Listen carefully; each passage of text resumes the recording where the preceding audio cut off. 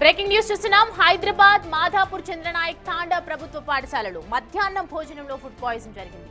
పాయసంలో food poison కావడంతో విద్యార్థులు తీవ్రంగా ఇబ్బందులు పడ్డారు. అస్వస్థకు గురైన 44 మంది విద్యార్థులను కొండాపూర్ ఏరియా హాస్పిటల్ కి తరలించడం జరిగింది. 6 విద్యార్థుల పరిస్థితి ప్రస్తుతం విషమంగా ఉండటంతో మెరుగైన చికిత్స కోసం నానక్ రామ్గూడలోని రెయిన్బో హాస్పిటల్ కి విద్యార్థులను తరలించారు.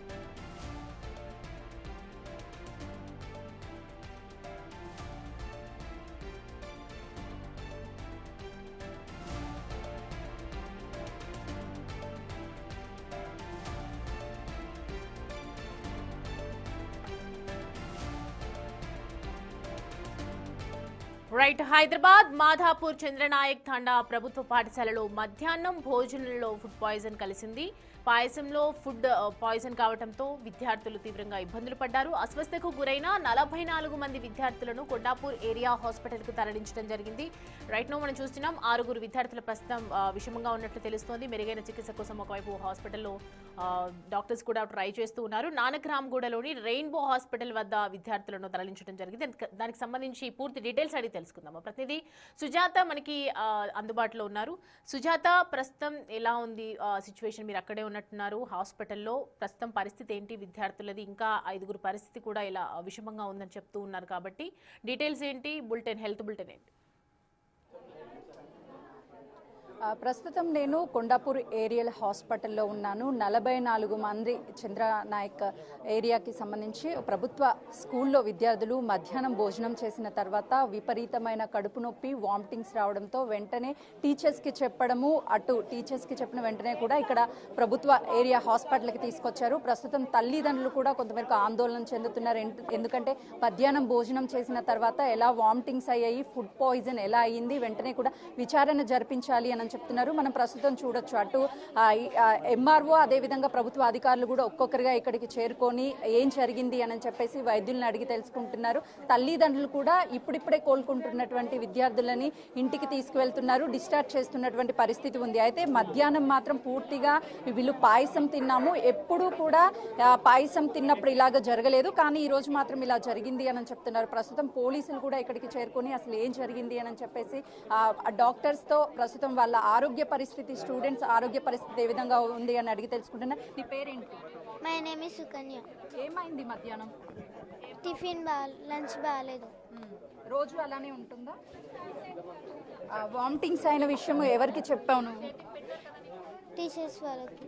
ఏ టైంకి తీసుకొచ్చారు హాస్పిటల్కి? నేను టైం తెలీదు. ప్రస్తుతానికి చూడొచ్చు, ఇక్కడ 38 మంది విద్యార్థులు మొత్తం కూడా ఇక్కడే ఉన్నారు. వాళ్ళతో మాట్లాడదాం, వాళ్ళ పేరెంట్స్తో కూడా. మీకు ఎప్పుడు చెప్పారండి? ఎలా ఉంది నీకు ఇప్పుడు? ప్రస్తుతానికి ఈ హాస్పిటల్లో అడ్మిట్ అయినటువంటి వాళ్ళందరూ కూడా ఒక్కొక్కరు కోలుకోవడం వల్ల వాళ్ళని డిశ్చార్జ్ చేస్తున్నారు. వాళ్ళ ఫ్యామిలీ మెంబర్స్తో మాట్లాడదాము, ఎలా ఉంది ఏంటి అని చెప్పేసి. నీ పేరేంటి? ప్రిన్స్. ఎలా ఉంది ఇప్పుడు హెల్త్ నీకు? కొంచెం. ఏం తిన్నావు? ఉదయం ఏం తిన్నావు, మధ్యాహ్నం ఏం తిన్నావు?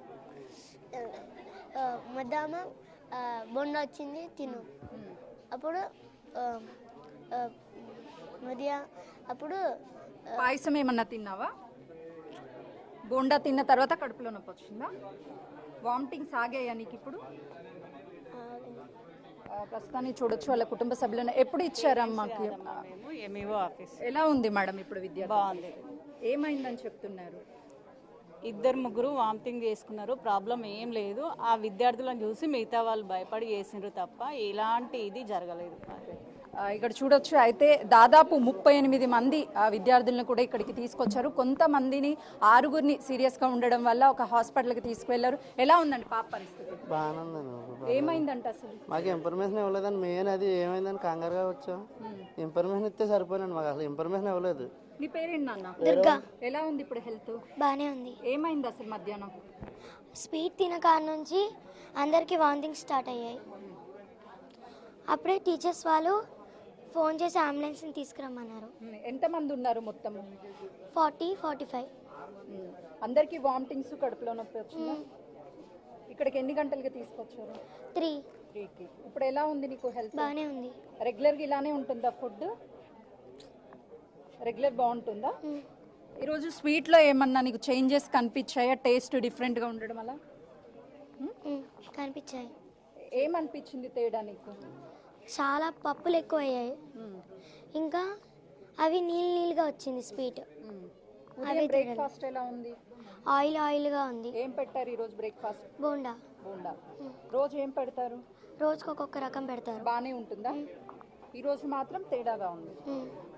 ప్రస్తుతానికి మనం చూడొచ్చు. అయితే రోజు కూడా బాగానే ఉంటుంది. ఈరోజు స్వీట్ వచ్చిన వెంటనే దాంట్లో వాటర్ ఎక్కువగా కలిసింది అని చెప్తున్నారు వాళ్ళ పేరెంట్స్తో అమ్మా ఎప్పుడైనా ఇలాంటి ఫుడ్ ఇష్యూస్ వచ్చాయా? ఏమీ రాలేదు మేడం, ఎలా ఉంటుంది రెగ్యులర్గా? బాగానే ఉంటుంది. ఈ రోజు ఏమైందో తెలీదు, పిల్లలు స్కూల్ నుంచి ఇంటికి రాలేదని ఫోన్ కూడా రాలేదు స్కూల్ నుంచి మాకు. మేమే వెళ్ళాము, వెళ్ళినప్పటికీ వాళ్ళు ఏమీ చెప్పట్లేదు. హాస్పిటల్ ఏంటంటే ఇదని చెప్పారు, మేమే వచ్చాం. ఇప్పుడు డిశ్చార్జ్ చేశారా? చేస్తారు మేడం, తీసుకెళ్తున్నాం ఇంటికి. చూస్తున్నాం కదా. అయితే ఇంకొంతమంది లోపల ఉన్నారు, వాళ్ళతో కూడా మాట్లాడిద్దాము. సో ఇక్కడ ఉన్నటువంటి ఒక్కొక్కరుగా మొదట 38 మంది అడ్మిట్ అయ్యారు. ఆ తర్వాత వాళ్ళందరినీ కూడా ఒక్కొక్కరిగా డిశ్చార్జ్ చేస్తున్నారు. పిల్లలకి టిఫిన్ తినిపిస్తున్నారు. ఉదయం ఏం తిన్నావు నాన్న? బోండా. బోండా. ఎలా ఉంది ఈరోజు టిఫిన్? నువ్వు ఆయిల్ ఉంది. రోజు అలానే ఉంటుందా? ఈ మధ్య ఎక్కువ అలానే వస్తుంది. మధ్యాహ్నం ఏం తిన్నావు?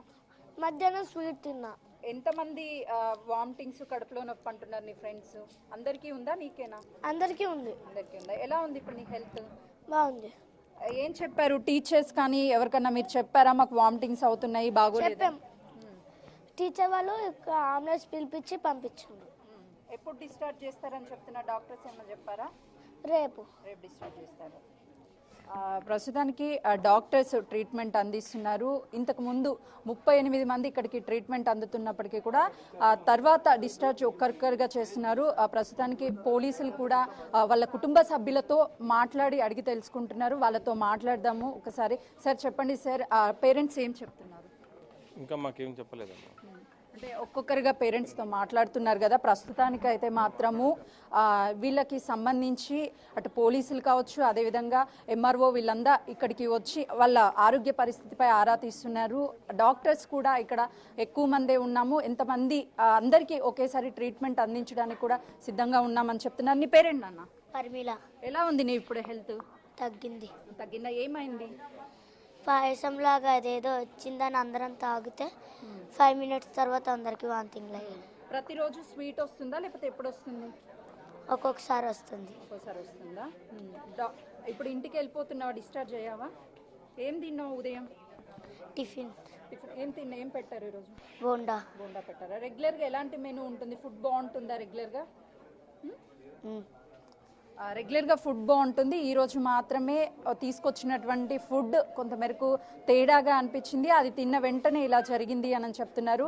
అటు డాక్టర్స్ని కూడా వీళ్ళు మాట్లాడుతున్నారు. ఎంఆర్ఓ కావచ్చు, అదేవిధంగా సంబంధిత అధికారులు మొత్తం ఇక్కడికి వచ్చి పిల్లల యొక్క పేరుతో పాటు వాళ్ళ డీటెయిల్స్ అన్నిటిని కూడా తెలుసుకొని వాళ్ళకి ఏమేం టాబ్లెట్స్ కావాలి, వాళ్ళ సిచ్యువేషన్ ప్రెజెంట్ ఏ విధంగా ఉంది అని చెప్పేసి అడుగుతున్నారు. మొత్తానికైతే మాత్రం ఒక్కసారిగా చంద్రనాయక్ ప్రభుత్వ పాఠశాలల్లో ఫుడ్ పాయిజన్ జరగడంతో విద్యార్థులంతా తల్లిదండ్రుల ఆందోళనకు గురయ్యారు. ఎవరు ఆందోళన చెందాల్సిన అవసరం లేదు. అందరి పరిస్థితి ఇప్పుడిప్పుడే కోలుకుంటున్నారు. అందరిని డిశ్చార్జ్ చేస్తున్నామని చెప్పేసి వైద్యులు చెప్తున్నారు. అధికారులు మాత్రము ఫుడ్ పాయిజన్ ఎలా అయింది, ఎవరి చేత నిర్లక్ష్యం వల్ల అయ్యింది అని చెప్పేసి విచారణ జరుపుతున్నటువంటి పరిస్థితి ఉంది. Soumya. Right Sujatha, thanks for the updates. Right, చూస్తున్నాం కదా రెయిన్బో హాస్పిటల్ కి పోలీస్ అధికారులు కూడా చేరుకోవడం జరిగింది. విద్యార్థుల తల్లిదండ్రులు కూడా అక్కడే ఉన్నారు. పరిస్థితిని ఎప్పటికప్పుడు పరిశీలిస్తూ ఉన్నారు. అండ్ హాస్పిటల్లో ఇప్పటివరకైతే వైద్యులు చెప్తున్నది ఏంటి అంటే అందరి పరిస్థితి విషమంగా ఏమీ లేదు, అందరూ ఆరోగ్యంగానే బయటికి వస్తారు, అందరికీ ఇప్పుడిప్పుడే కోలుకుంటూ ఉన్నారు. కానీ ఏ విధంగా జరిగింది అనే విషయంకి హారా తీసిన తర్వాత మరిన్ని విషయాలు కూడా వెల్లడించే అవకాశాలు ఉన్నాయని చెప్పి పోలీస్ అధికారులు కూడా చెప్తున్నారు.